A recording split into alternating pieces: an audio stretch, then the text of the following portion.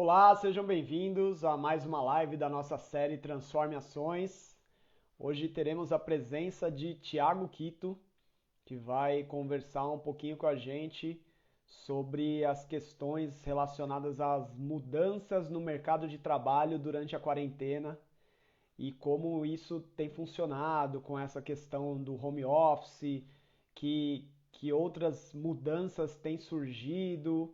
Então, o Thiago vai conversar um pouquinho aí com a gente sobre isso e espero que vocês gostem desse bate-papo, porque com certeza a gente tem bastante coisa aí para conversar. Bom, deixa eu chamar o Thiago aqui.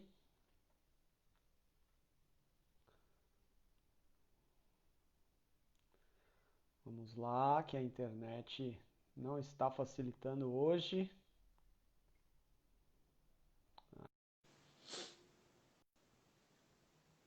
Vamos ver. Boa noite, seu Thiago. Fala, meu amigão, parceiro. Como é que tá, É, papai? tem como abaixar um pouquinho o teu volume que tá meio estourado o som. Vê se melhorou. Melhorou. Ah, show de bola. Senão, Garoto, senão garoto fica, inexperiente. senão fica muito ruído aí pra galera e aí é chato, né? É verdade. Primeiramente, Bom, agradecer aí a que oportunidade, viu? isso. Eu é que agradeço aí a tua disponibilidade de vir bater esse papo com a gente. E como normalmente eu faço nas minhas lives, eu gostaria de saber como está sendo esse período de quarentena para você e o que que isso tem mudado na sua rotina de trabalho, na sua rotina de vida, né? É até engraçado, né? Eu, por trabalhar na área comercial há muito tempo, sempre lidei com essa condição do home office com maior facilidade. Então, visitava os clientes, enfim, conseguia ter essa interação com as atividades tranquilamente. Mas a partir do momento que nós nos vemos obrigados, eu acho que tudo muda, né? O cenário muda. Tenho minha esposa frequentemente dentro de casa, tenho amigos que infelizmente não podem sair por causa do grau de risco, enfim, essa loucura que vivemos, né? Essa condição volátil que acabamos nos envolvendo. E eu acho que o ser humano, né, o brasileiro, acredito eu, assim, com maior profundidade, ele sinta a falta do tete-a-tete. Né? Sim, Mudar toda a rotina, deixar de utilizar carro, deixar de utilizar transporte público, isso aí é o foi de algo assim. menos. Você fala assim, poxa, isso é tranquilo, né? Não quero ir trabalhar, enfim. É, Mas mudar essa rotina e trazer essa nova perspectiva do novo momento, do novo agora, realmente é algo assim extremamente maluco, porque tudo que nós já vivemos em algum momento, e isso que nós passamos por diversas crises, né? Mas não tivemos a oportunidade de ver uma pandemia. E como se sim. preparar para algo que nós nunca tivemos a oportunidade de nem ouvir, né? Então muito louco essa sensação. E eu queria deixar claro aqui que eu e o Thiago a gente se conheceu por conta do futebol, né? A gente fazia academia junto, academia de futebol. E para mim, uma das coisas que tem pegado muito é justamente a falta do esporte, né? Porque por mais que você treine em casa, faça atividade física, pra gente que gosta muito de futebol, é difícil ficar longe, né, cara? E é até engraçado, né? Eu sou uma pessoa, assim como você, e a gente teve essa afinidade lá atrás, quando tivemos a oportunidade de nos conhecer, que nós, indiferente do esporte, né? Algo assim bem legal. Pô, o que você já fez? Eu fiz boxe. Pô, fiz boxe também, acho legal. Já fiz natação. Pô, faço futebol. Vamos fazer um crossfit? Vamos. Então, acho assim, que é o desejo de fazer algo novo que nos motiva todas as vezes que nos encontrávamos, né? Naquela questão, quase nada, a gente não é competitivo. Deixo claro a Quase todos os nada. amigos aqui, não somos nada competitivos, porque eu nunca entrei numa rixa com o Silvio para tentar perder, entendeu? É algo assim absurdo. Mas acho que é uma coisa boa, né, da vida, assim, ter essa oportunidade de ter a rivalidade, mas respeitando as pessoas, levando isso como uma condição motivacional. Porque a gente vê Sim. muitas das pessoas hoje, eu acredito que sem essa coragem, né? Muitas vezes as pessoas acabam se vitimizando, e falam assim, eu não consigo, eu não vou, sabe? E Desiste aí antes de deixam de tentar, né? fazer antes de tentar. Sim. E acho Não, que é o pior dos mundos, né? E acho que é até legal a gente falar sobre esse lance da competitividade, porque tem muito a ver com o que a gente vai falar também, né? Porque agora Principalmente. a gente está num momento bem complicado, não só por essa questão do afastamento social, por questões de lazer e interação mesmo, mas esse novo momento do mercado de trabalho, né, Thiago? Principalmente. E aonde a gente tem sempre uma competitividade muito grande por cargos e por posicionamento, né, no mercado. E aí eu queria até já aproveitar isso para te perguntar como que você tem enxergado que essa nova realidade tem interferido nessa questão.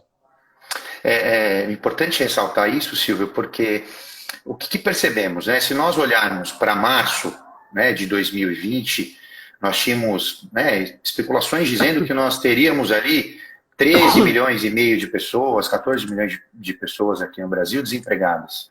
Eu vi um último estudo agora na sexta-feira passada, e já tem especulações falando que teremos mais 7 milhões, ou já temos mais 7 milhões de pessoas que se encontram desempregadas, ou seja, de 20 a 21 milhões de pessoas desempregadas num país como o nosso. Então, além de viver uma crise econômica muito forte, nós temos outras ações que acabam sendo vinculadas a esse processo. Tem a questão emocional, tem a questão da segurança, e tudo acaba se entrelaçando, porque as pessoas vivem maior ansiedade, maiores processos de depressão. Então, nós passamos por. O Brasil está ranqueado entre um dos maiores. Enquadrado as pessoas que têm maior crise de ansiedade, que têm problemas com burnout altíssimo. Então você fala, poxa, o que vivemos agora com todas essas transformações? Pessoas ainda com maiores problemas, né, de saúde, principalmente emocional, e aí não se alimenta bem, não consegue descansar bem, não consegue praticar atividade física. Então esse contexto, todo esse aglomerado de informação que a gente acaba recebendo, em algum momento vai estourar, não tem jeito. E percebemos que o ser humano ser competitivo é algo muito importante. Eu acho que um dos grandes pontos positivos que eu tenho é a questão de ter coragem. Ter coragem de tentar de novo, ter coragem de assumir os erros, né, que em algum momento nós temos, os gaps que a gente vem apresentando, mas ter coragem de partir para o novo. Eu, infelizmente, assim como muitos brasileiros, passei por um problema de desligamento de uma empresa, onde eu participei, né, efetivamente durante 14 anos da minha vida, mas hoje eu me vejo tranquilo, com a cabeça limpa, pronto para enfrentar novos desafios, sabe? E percebendo que tudo que acontece tem um propósito. Naquele momento eu tinha objetivos pessoais, conquistei a minha casa, então tinha um momento onde eu precisava me dedicar mais à minha família, mais à construção dos nossos sonhos, e, consequentemente, tive uma oportunidade. Então, muitas vezes, daquilo que a gente pede, né, a gente não sabe direito como pedir, e às vezes o Papai do Céu entrega nas nossas mãos e a gente acaba murmurando, poxa, mas aconteceu isso comigo nesse momento, né? E aí, quando você vai ver, você fala assim, foi o melhor de Deus para a minha vida naquele momento, né? Tudo que tinha que acontecer foi auspicioso, se assim por dizer, para que acontecesse. E tem aquele velho lance, né, de que até um pé na bunda leva a gente para frente, né? Então, cara, eu vi essa semana algumas lives assim, enfim, alguns podcasts assim bem legais com CEOs de grandes empresas, e isso foi muito importante para mim. E um deles, assim, eu não vou me lembrar de qual empresa, mas eu lembro muito bem da fala que ele destacou. Ele fala, eu tive grandes problemas na minha carreira, porque ele chegou num determinado patamar da vida dele que ele se tornou o CEO de uma empresa. E ele entendia que ele era soberano, que as decisões dele eram todas acertadas, enfim. Até que passou por uma crise, foi a crise de 2001, se não me falha a memória, que foi a crise lá dos Estados Unidos, do World Trade Center, que teve, né, a queda dos prédios e tal, e ele foi demitido. E aí, ou seja, quando ele percebeu, ele falou, mas por que aconteceu isso, né? Quais os problemas que eu tive, se eu era, né, um CEO, né, o alto escalão? E aí ele começou a se reinventar, ele falou, poxa, eu preciso mudar. E aí ele começou a trabalhar com muitas outras ações, trabalhando ego, emoção, mindfulness, enfim, diversas outras ações, para entender o porquê daqueles motivos. E é o que a gente precisa se colocar também. Muitas vezes a gente toma o pé na bunda, mas ele não é algo para te derrubar, é para te empurrar para frente mesmo. Opa, vou te dar um chacoalhão. Aqui em algum momento Sim. você foi falho, teve um gap. Não, e muitas vezes ele também serve como um efeito encorajador, né? Porque você acaba arrastando uma situação por um longo período, às vezes você está até desconfortável no seu ambiente de trabalho, e aí meio que quando acontece um negócio desse, você fala, putz, agora eu preciso me mexer de verdade, né? Não ficar só aqui reclamando porque as coisas não estão indo do jeito que eu quero, mas tem que correr atrás agora, porque ficar parado não vai resolver a minha vida, né? Não, e é bem engraçado isso, porque boa parte, né? O ser humano tem essa questão de se vitimizar, né? Poxa vida, isso aconteceu comigo, e aí vai entrar em depressão, vai ficar debaixo das cobertas só comendo chocolate, o McDonald's, enfim, né, o jabá pros caras. É, mas é algo que as pessoas elas se auto-sabotam, e isso é um grande problema. Você ser o seu próprio sabotador. A partir do momento que você tem a perseverança, que você tem a coragem de enfrentar aquilo como apenas um obstáculo, e eu, né, nessa trajetória, ouvindo muitas informações, eu escutei algo que realmente marcou a minha vida. Que o ser humano ele não tropeça nas pedras grandes. Ele tropeça nas pedras pequenas, porque as pedras grandes a gente vê. Eu tenho como desviar daquele obstáculo. Agora, as pequenas não. Então, é isso que vai fazer a gente mudar. De alguma forma, engrandecer o nosso ser, de nos tornar mais solidários, mais empáticos, que eu acho que falta muito disso na nossa vida, né? O ser empático e esse último momento que vivemos agora, de 2020, com a pandemia, esse momento pandêmico que tivemos, nos trouxe algumas reflexões sobre se preocupar com o próximo, sobre ceder um pouco, de ter outras formas de ajudar as pessoas. Então, acho que isso foi muito legal. E encarar as nossas sombras também, né? Porque esse lance de você ficar dentro de casa, você é obrigado a conviver com muitas das questões que muitas vezes o pessoal vai para um bar e para tentar esquecer, ou Afogar vai as fazer mágoas, né? outras.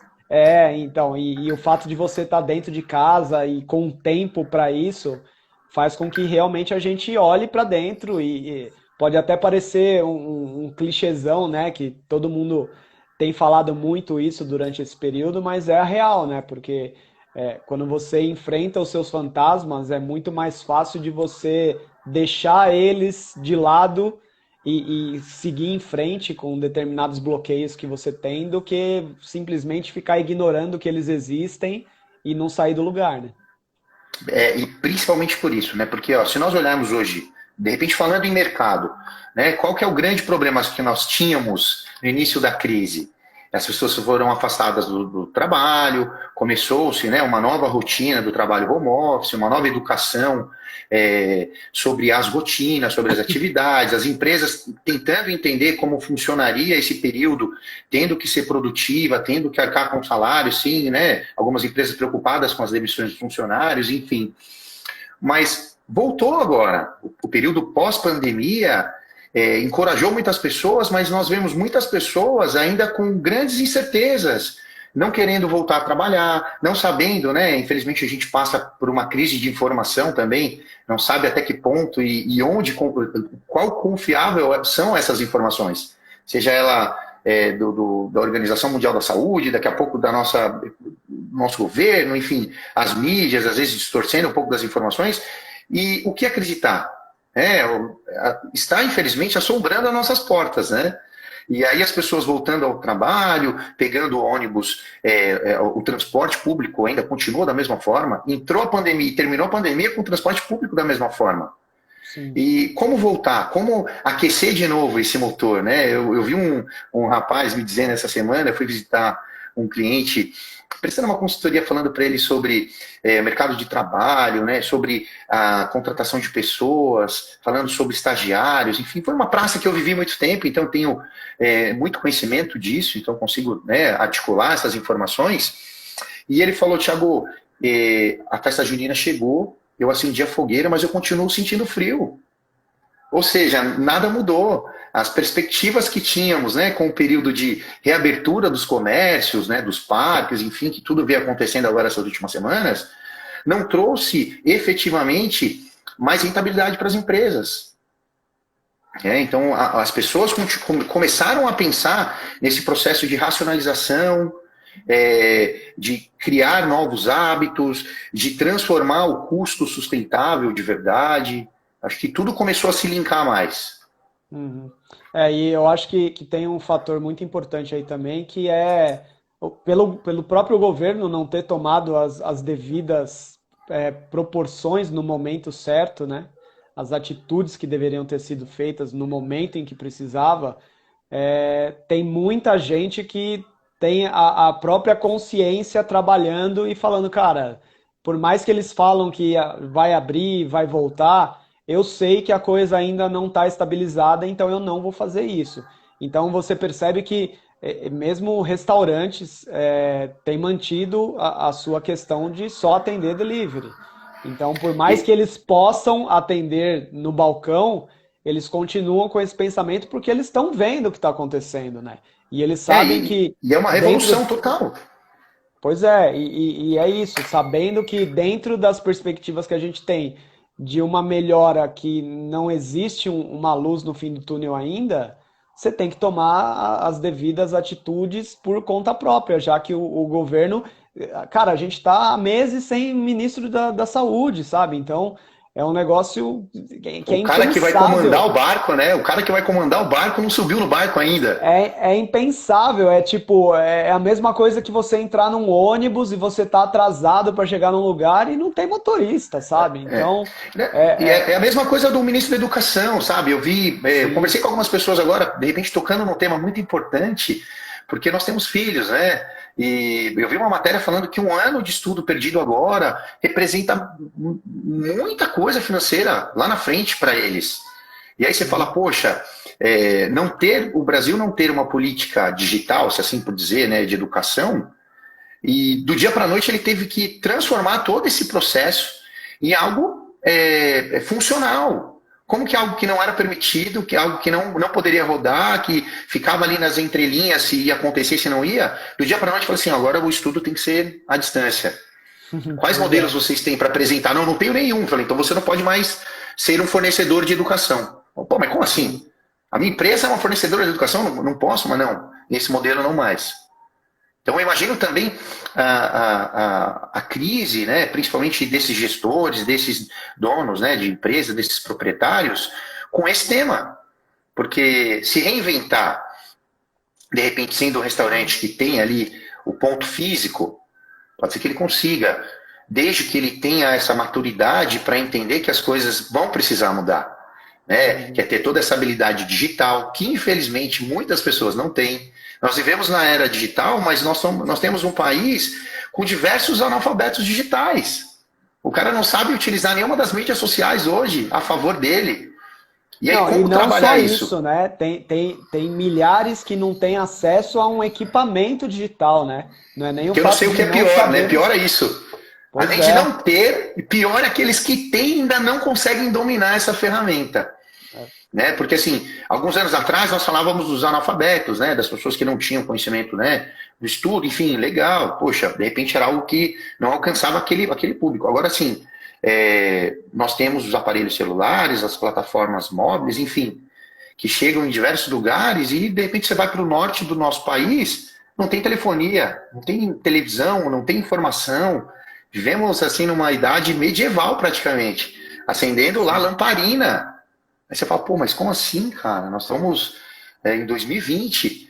Os Flintstones estavam andando de carrinho lá, saindo do chão. Pelo amor de Deus. Os Jackson 5 já estavam andando no elevador sem tocar no chão. Não, é complicado mesmo. E, Tiago, conta um pouquinho pra gente o que que você faz exatamente dentro do mercado com a sua posição de head de contas. E aí, trazendo um pouco dessa tua experiência que você disse de 14 anos aí num mercado onde você lida com esse lance de recrutamento e treinamento, o que que você tem percebido de diferenças na nova realidade que a gente tem agora? Muito, muito legal a sua pergunta. Na verdade, assim, lidar como head de contas ou até mesmo como consultor, eu acho que é fazer interlocução entre as pontas, é falar sobre as oportunidades, as possibilidades que as empresas possuem para contratar pessoas, porque poucas pessoas sabem das outras modalidades, né, de contratação. Nós falamos aí da convencional, até por causa da nossa Constituição, da contratação seletista, onde a pessoa tem lá os seus encargos trabalhistas, né, recolhidos, tem seus direitos, tem seus deveres, enfim. Mas essa contratação é uma contratação muito cara para as empresas. Recolher INSS, FGTS, no momento de uma rescisão, vai pagar multa rescisória, vai cumprir aviso prévio, enfim, todo esse peso tributário que tem em cima de uma contratação, infelizmente, faz com que os empresários não consigam contratar capital humano como eles gostariam. Ter um funcionário representa praticamente o dobro do custo financeiro para o empresário. Então, isso é muito pesado. E trabalhando nessa empresa que eu trabalhei durante muitos anos, eu tive a oportunidade de conhecer e proporcionar para as pessoas uma nova oportunidade. Então, trabalhei numa empresa que cuidava de inserção de jovens no mercado de trabalho, um grupo muito grande, né? Se olharmos para o Brasil, e nós falamos hoje que nós temos aí cerca de 40% da nossa população de jovens, ali de 14 até os seus 30 anos, até os 30 anos são considerados jovens, que buscam uma oportunidade. Como que eu vou falar para um jovem que está aí cursando o ensino médio, vai para o mercado de trabalho? Ele nunca teve uma oportunidade, ele não teve esse contato com o mundo corporativo, com esse leão que vai engolir ele em algum momento da vida. Então, o estágio vai proporcionar para esse jovem a oportunidade de cruzar a teoria, aquilo que ele vivencia no campo acadêmico, com a prática, que é as oportunidades que as empresas vão proporcionar para eles. E isso é muito legal, porque para o candidato, uma grande oportunidade. Entrar no mercado de trabalho, vivenciar o mundo corporativo, a criação de regras, né? Eu falo que os jovens hoje, assim, tão velho, eu tenho 36 anos, na minha casa nós tínhamos uma hierarquia, meu pai falava e todo mundo obedecia. Hoje em dia, os filhos, o pai fala, o filho grita e acabou a conversa, quem mandou foi o filho. Então, assim, quando ele vem para o mundo corporativo, onde alguém delega uma atividade para ele, ou delega alguma ação, e ele se vê ali coagido por ter que fazer aquilo que lhe foi comandado, ele fala, não quero fazer. Opa, mas espera aí, agora não é o papai nem a mamãe. Ou você faz, ou você está fora.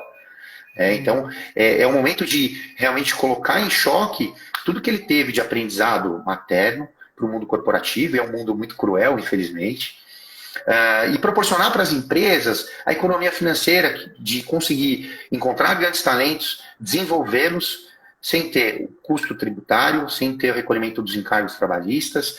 Se porventura esse candidato não se adaptar, ela não vai pagar multa rescisória, não vai cumprir aviso prévio. E, consequentemente, ela vai conseguir lapidar esse candidato no momento certo, que ela identificar que ele está pronto para produzir e ser realmente produtivo dentro da empresa, contratá-lo como um efetivo. Vai poupar aquele período de experiência, né, que nós temos aí tão falado no mercado.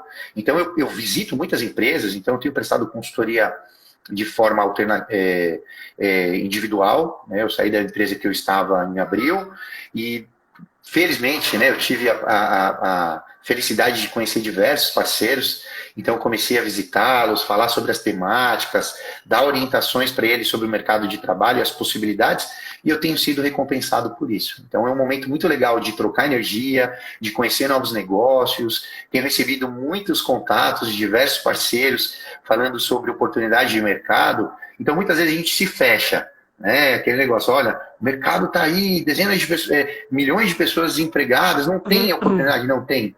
Pior é que tem. E, Tiago, uma das coisas que me pegou bastante, que eu quis trazer aqui para o nosso bate-papo, é muito desse lance do o estudante, quando ele sai da faculdade ou do ensino técnico, por exemplo, ele vem sem essa experiência que as empresas tanto exigem. E aí você acaba passando por alguns processos internos de treinamento, onde sempre tem um profissional mais sênior que senta ali do lado e tudo mais. E agora, num momento desse de afastamento, de home office, como que o mercado tem trabalhado essa questão de treinar e capacitar novos funcionários para funções que eles nunca desempenharam? Eu acho isso excelente, a sua pergunta, por 2 pontos cruciais. Primeiro, que o processo de educação teve que partir dos próprios funcionários, das pessoas mais sêniores, porque eles nunca tinham se deparado com essa questão de trabalhar home office. Imagina fazer um onboard de um novo funcionário sem ter ele dentro da empresa. Sem, né, a infraestrutura, claro, que é super importante nesse momento de acolhida inicial, ele não teve o contato, porque algumas pessoas que foram contratadas fizeram ali de forma digital, né, por videoconferência, enfim, as suas temáticas para acolher essas pessoas e incluir elas dentro do grupo das empresas, mas totalmente fria, não existia um contato direto.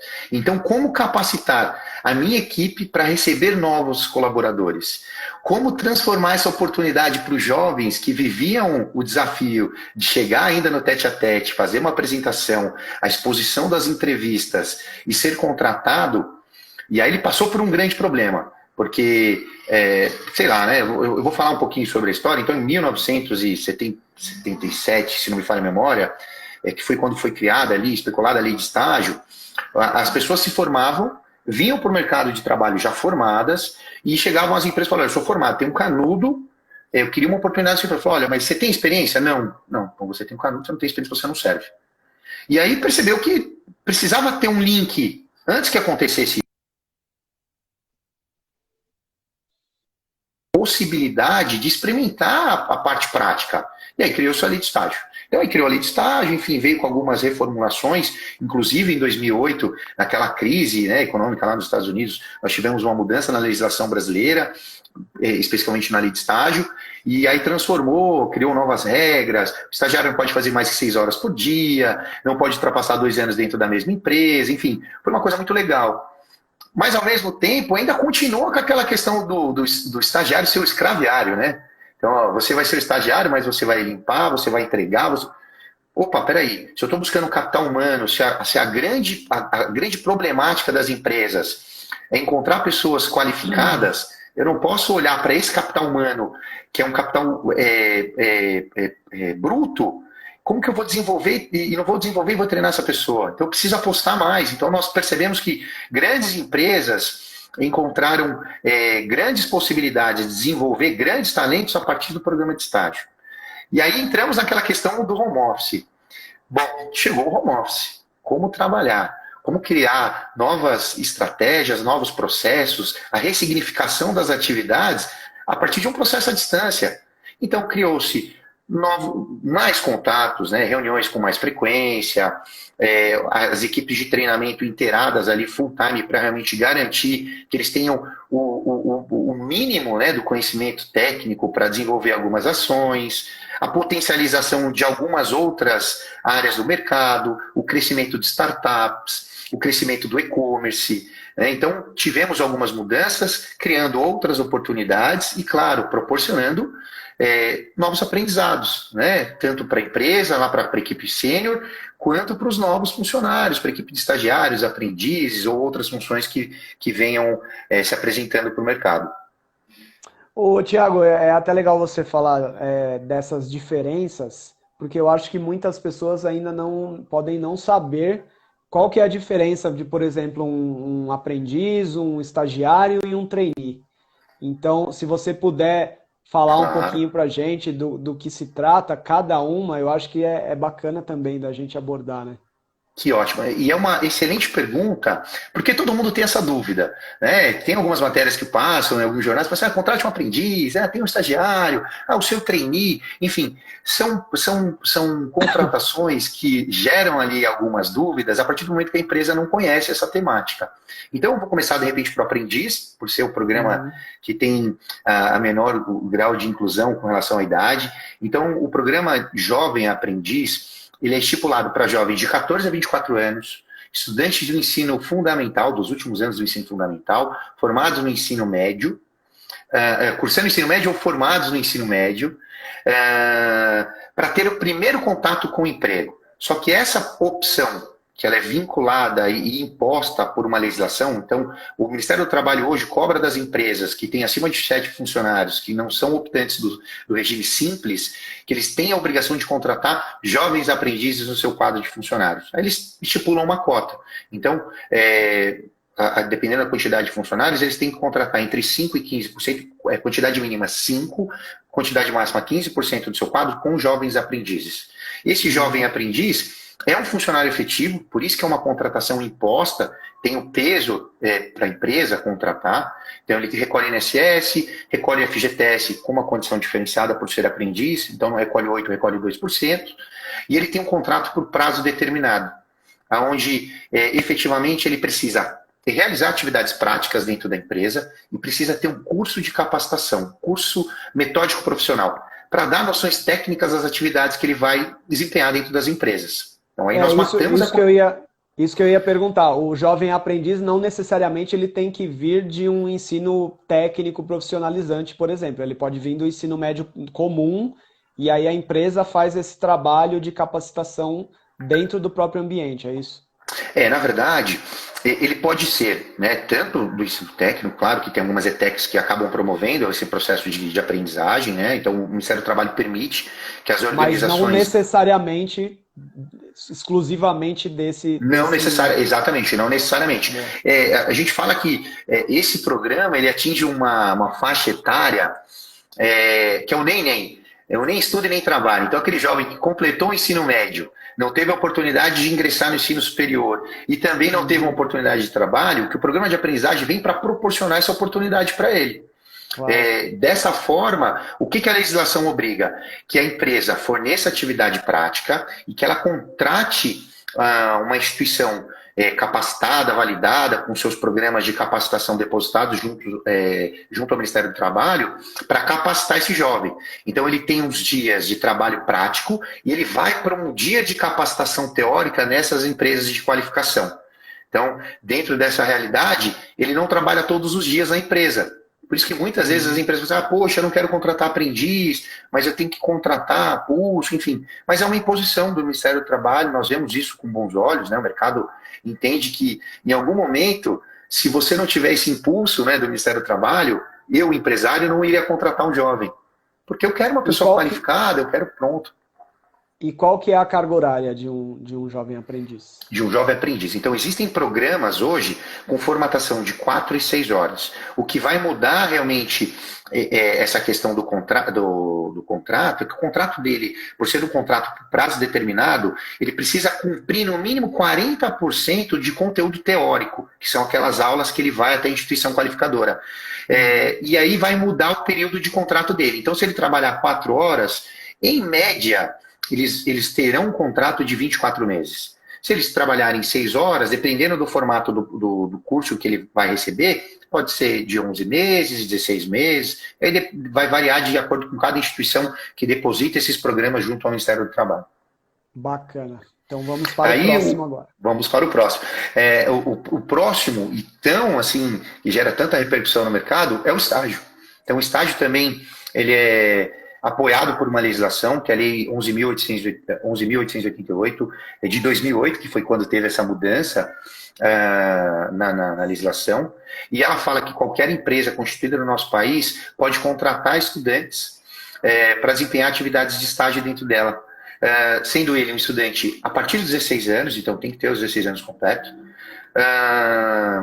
ser um estudante de ensino médio, técnico ou superior. A diferença entre um e outro é que o estágio não tem um vínculo empregatício. Então, eu não tenho recolhimento dos encargos, eu não tenho INSS, FGTS. Na questão da rescisão, ele não vai ter a obrigação de pagar, indenizar, né, o período de rescisão dele com relação a 13º, enfim, essas outras questões que são obrigatórias na vaga seletista. E ele pode ficar também no máximo 6 horas por dia na empresa. A diferença é que o estágio pode ter um acréscimo para o horário de intervalo. O aprendiz não, são 6 horas de acordo com a CLT, 15 minutos de intervalo proposto pela CLT naquela determinada questão. Né? Funcionários que trabalham acima de 4 e não ultrapassam 6, tem 15 minutos de intervalo intra-jornada. E para a condição de estágio, ele permite até 1h30 de intervalo, para que ele realmente tenha uma condição diferente de aprendizado. Uhum. Então, assim, a grande diferença entre um e o outro é um tem um vínculo empregatício, um apoio pelo Ministério do Trabalho para complemento dessa cota, e o outro não tem a exigência legal, né, o contrato com vínculo empregatício, que seria a questão do estágio. Certo. E E aí nós agora vamos para o o último, trainee. trainee, o tão chamado trainee. O trainee também é constituído por uma formatação seletista, onde a empresa precisa criar um projeto para desenvolvimento de liderança. Então, ela contrata pessoas recém-formadas ou próximas de se formar para agregar a essa pessoa responsabilidades para que ele se torne um gestor a curto prazo. Em média, os programas trainee levam 2 anos, onde ele faz um job rotation por todas as áreas, aprendendo todas as demandas ali que os gestores têm dentro daquelas atividades. No término desse processo, ele é reservado para ser um gestor, né, e tomar tomada de decisões, enfim, algo bem específico para a condição seletista. Então, a empresa precisa ter um programa de trainee. Então, não pode chegar, não, quero contratar um trainee para a minha empresa. Sou eu, meu funcionário, quero contratar um trainee. Opa, não é tão simples assim. Precisa estruturar um programa para desenvolvimento, toda a metodologia, e no término, sim, transformar ele em gestor. Eu ouço muito de pessoas falando dessa questão do trainee, que ele meio que passa por diversas áreas dentro da empresa, e aí ele tem essa possibilidade de entender como cada uma delas funciona e saber para qual caminho vai direcionar a sua carreira e a sua profissão. É exatamente isso. Existe exatamente dessa maneira, e O programa normalmente. trainee tem essa ideia. É essa a ideia. Certo. E aí, agora que a gente já explicou, eu quis exatamente primeiro mostrar os cenários para trazer esse questionamento que eu quero fazer agora para você, que é, num momento como esse, como lidar com esse tipo de função se eu não estou com a minha equipe dentro da empresa, as áreas está cada uma num local, como proporcionar para esse jovem que está entrando no mercado essa experiência de vivenciar cada uma das áreas, se cada área está no seu canto, na sua casa, como funciona isso? Muito bem observado. Silvio, o que a gente percebe? Assim como outras oportunidades, outras funções foram extintas, ou, na verdade, criou-se, né, uma janela para que ele retome aquelas determinadas ações, o processo legal, na verdade, de ter o job rotation, de ter a vivência, não vai acontecer nesse determinado momento. Então, nós percebemos que algumas empresas congelaram algumas ações, principalmente nessas temáticas onde eu preciso desenvolver competências para que esse profissional se torne um líder, né, um gestor e comande aquelas determinadas ações. Eu tenho empresas que, infelizmente, né, congelaram essas oportunidades. Eu tenho empresas, de repente, de tecnologia que não deixaram de ter esse processo em stand-by, porque a grande demanda de tecnologia acontece nos bastidores. Né? Eu vou lidar com pessoas, enfim, eu tenho os ambientes virtuais, eu tenho toda a operação acontecendo fora. Então, não impactou para algumas empresas de tecnologia, para algumas empresas de e-commerce, para algumas outras funções assim que não têm o presencial como ponto crucial do desenvolvimento. Eu ainda tenho algumas empresas desenvolvendo, capacitando pessoas para apoiá-los, né, para essa retomada do pós-pandemia. Sensacional. Tiago, outra coisa que eu queria saber é quais são as áreas e segmentos que você tem percebido mais que tem contratado nesse novo momento do mercado? Sinuca de bico, hein? Essa é aquela que você está no porque é cantinho, isso. você fala, vou dar o bigode. Porque é isso, né? A gente tem percebido que diversos segmentos eles têm sofrido muito, né, com a questão do afastamento e da não do contato, né, das pessoas ali. E aí eu acho importante porque como você mesmo comentou que tem muitas oportunidades que têm aparecido mesmo nessa situação, eu queria meio que entender um pouco de como, de como o mercado está reagindo a isso. Então, quais são os segmentos que têm ofertado mais porque assim, querendo ou não, você também dá um direcionamento para quem está numa situação de desemprego ou buscando uma oportunidade de começar a ficar mais atento a esses mercados, né? E é muito importante porque o que nós percebemos? O mercado, no contexto geral, nós tivemos algumas praças que realmente foram drasticamente impactadas.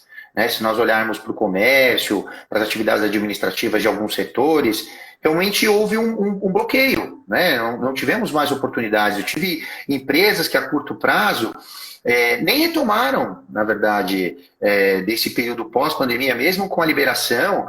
A gente vive um mundo de incertezas, né? É uma crise extrínseca, não é coisa interna, é externa. Não foi algo que nós conseguimos nos precaver, né? Não falamos, a chuva no final de tarde. É o macroambiente trabalhando, né? Exatamente. E os stakeholders nesse processo realmente foram todos, né, abalados. Então, o que eu percebo? Todas as empresas que tinham ações que foram drasticamente impactadas com a sanção das atividades, realmente elas não criaram oportunidades agora com a reabertura. Boa parte delas, infelizmente, tiveram que reduzir os seus quadros, adaptar funções, outras aproveitaram o momento para fazer realmente uma limpeza ali, né? A gente fala de uma limpeza de ambiente, e a gente tem outros nichos que não deixaram de contratar, que cresceram com muita velocidade. Se nós olharmos para a questão da saúde, o nosso país, né, infelizmente é um país muito atrasado com relação à saúde. Infelizmente nós dependemos muito do SUS, não que seja ruim, né? Se nós olharmos para outros países que não têm um sistema de saúde como o nosso, que é fornecido pelo governo, ainda existe algo, né? O mercado de saúde cresceu muito, diversas empresas agora que fornecem assistência médica tiveram um crescimento exorbitante nos seus negócios. Nós temos o mercado de consumo direto, né, os atacados, supermercados, enfim, essas empresas que trabalham correlatas a eles tiveram grandes crescimentos porque o consumo aumentou. Eu não tenho as pessoas fora de casa, né, na atividade externa, mas eu tenho elas dentro de casa, consumindo muitas vezes o dobro.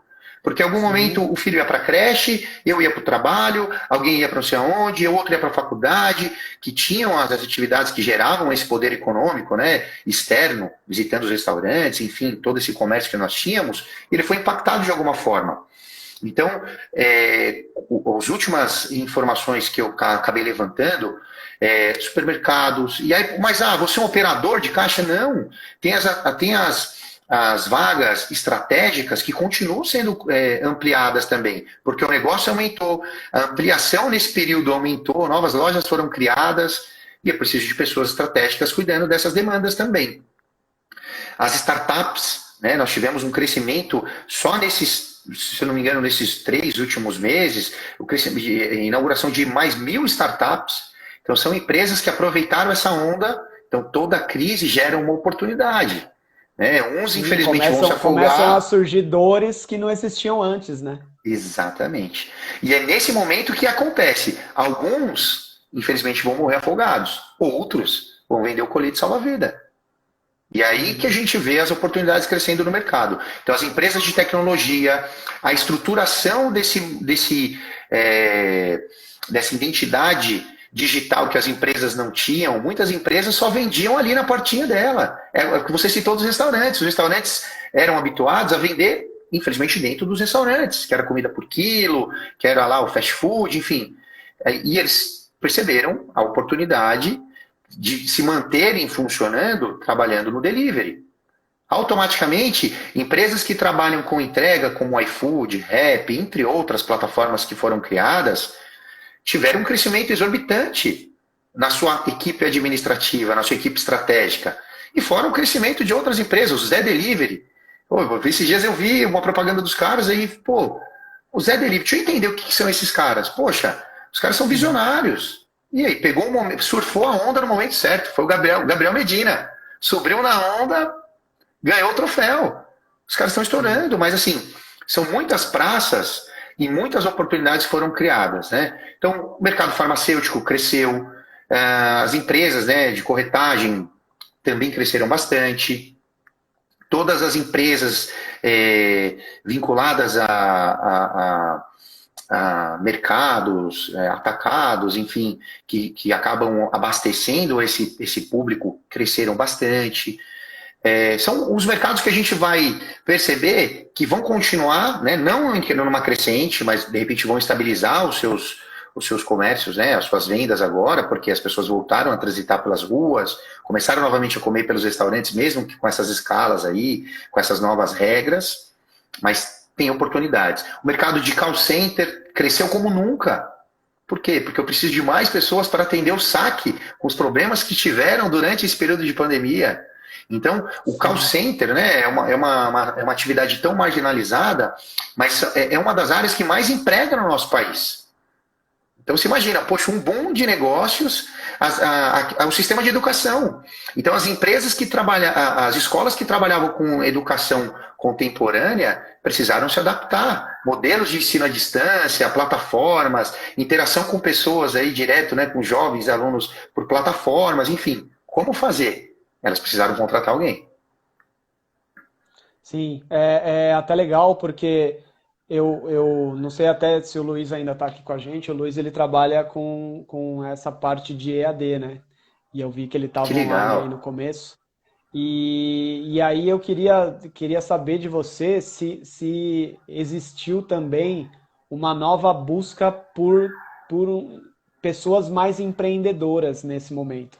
Porque a partir do momento que você olha para o mercado e aí você não encontra as possibilidades que antigamente eram possível, como que tem sido para esse pessoal que tem identificado exatamente em meios digitais uma oportunidade de tocar o seu próprio negócio, né? É aí que surgiram as oportunidades, viu, Silvão? Porque qual que é o grande problema? Na verdade, todas essas empresas que não estavam preparadas foram surpreendidas e aquelas pessoas, né, que de alguma forma autônoma, enfim, prestavam algum tipo de serviço ou criava ali de forma mais singela, né, alguns produtos, né, tecnológicos, né, sites, identidade virtual, enfim, começaram a ser mais acionadas seja por empresas grandes, e aí nós vamos falar, o mercado está cansado desse mais do mesmo.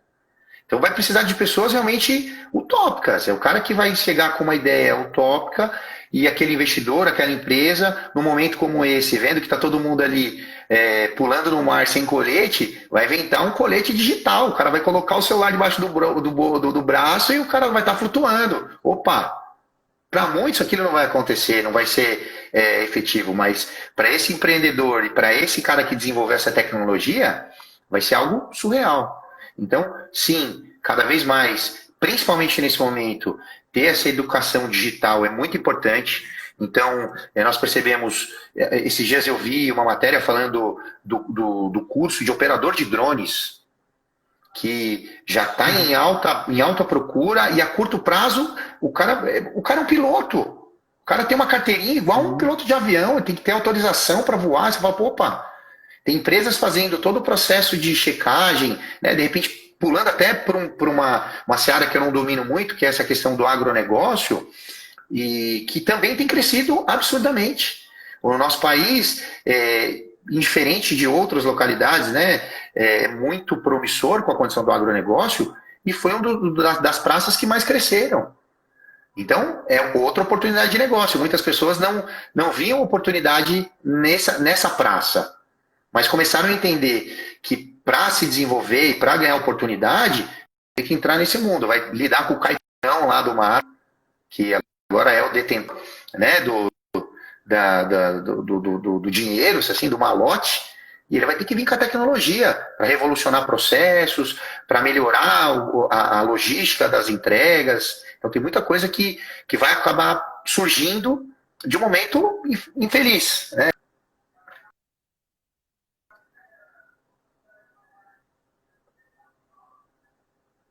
Sim.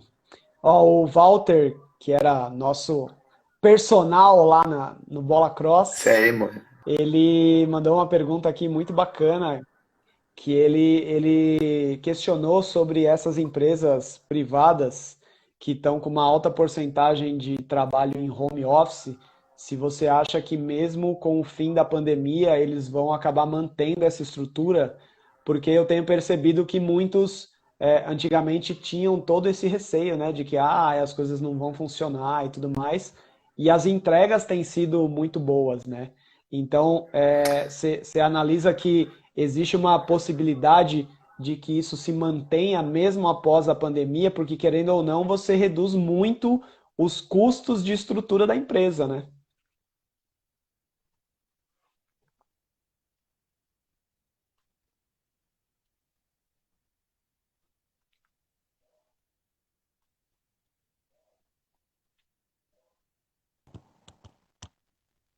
Silvião, Thiago? travou bem na Oi. parte final que você falou, se deve manter Não, essa estrutura.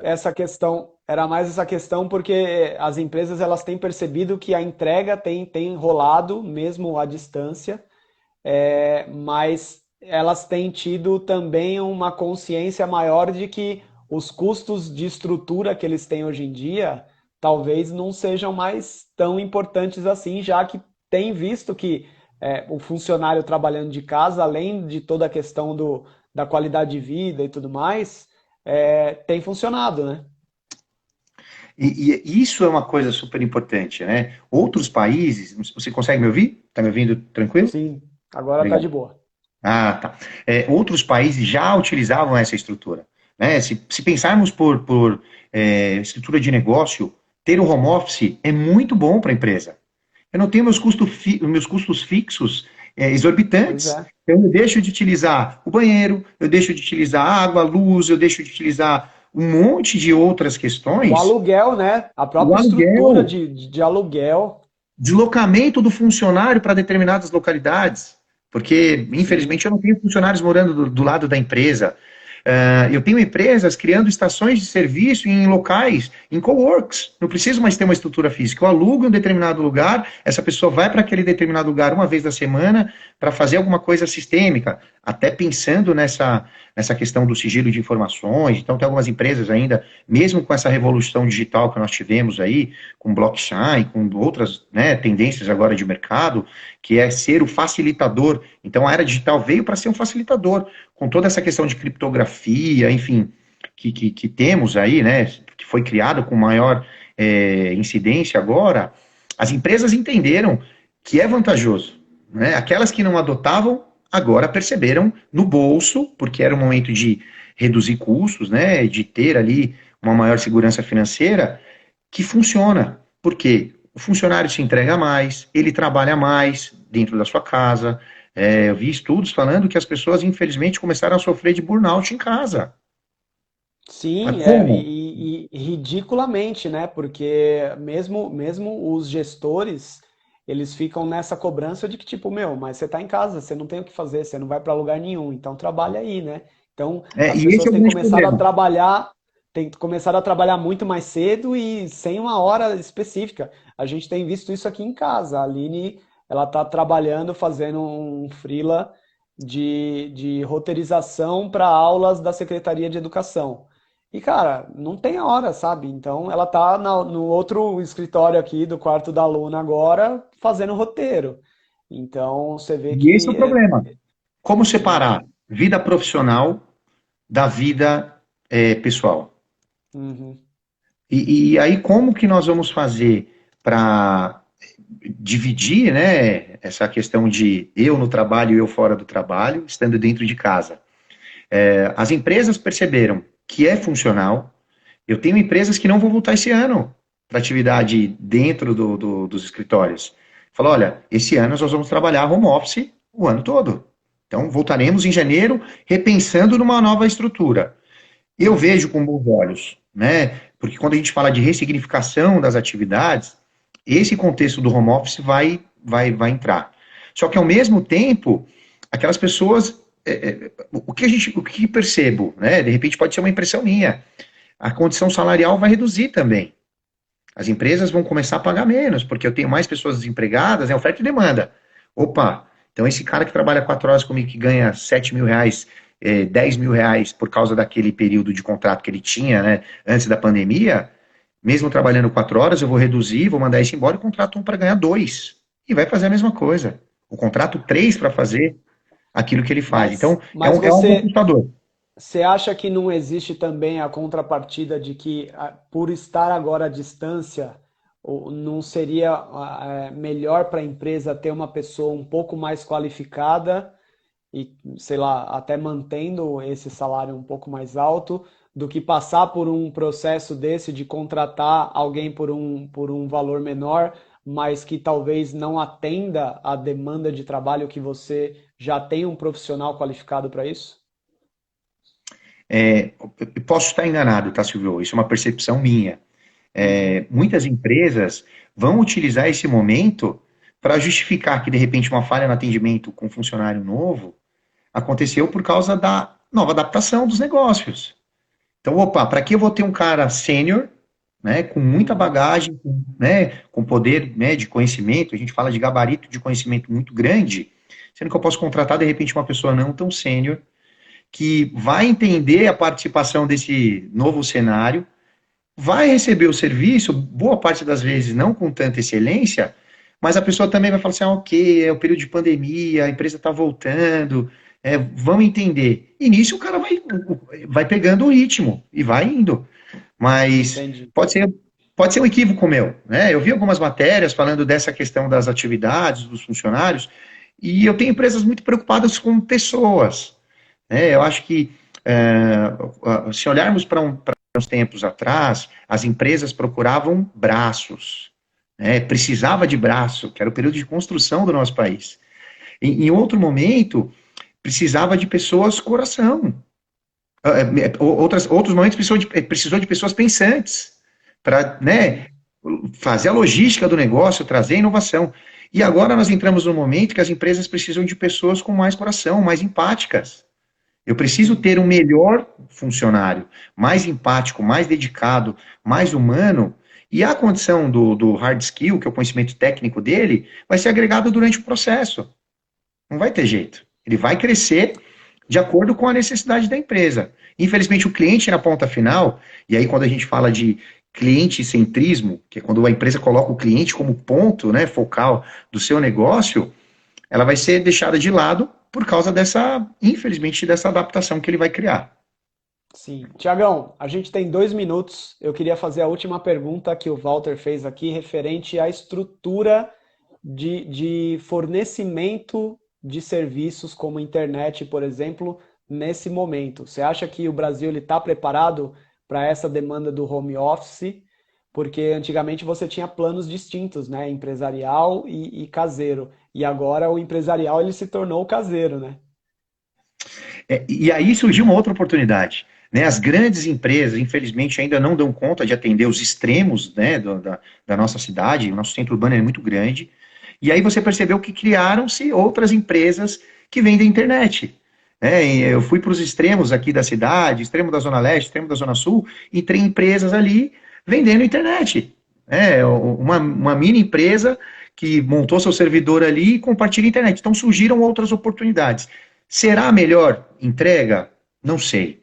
Eu vejo muitas empresas, muitas pessoas, porque elas não utilizavam com tanta incidência. E era muito Sim. boa. Só que agora, enfim, pode ser que seja uma oportunidade muito boa para as grandes e para as pequenas, mas é um mundo incerto ainda. O nosso país não estava preparado para essa revolução tecnológica, de ter tudo Verdade. online, de receber as coisas, comprar online, enfim, tudo que vem É. acontecendo. Bom, Tiagão, 1 minuto para acabar. Cara, queria agradecer demais. Foi um bate-papo muito bacana. Acho que a gente conseguiu tirar muitas dúvidas aí e trazer esclarecimentos sobre esse novo momento. Espero que todo mundo que acompanhou a gente tenha gostado bastante. E, cara, muito obrigado, né? É sempre bom bater um papo com você, ainda mais com toda essa sua carga histórica dentro do mercado aí para compartilhar com a gente. Meu irmão, obrigado a todos. Nos sigam lá, né? O jabazinho do Thiago Terceiro. Vamos fazer network, business aí. E obrigado por essa oportunidade, por esse momento tão legal. Foi muito bacana. Show de bola. Quem veio pelo perfil do Thiago e não conhece ainda o nosso perfil, segue a gente. Tem o nosso canal também no YouTube. E é isso aí, galera. Muito obrigado e nos vemos na próxima. Meu irmão, grande abraço, obrigado. Mozão, um Valeu. beijo. Até mais. Abraço.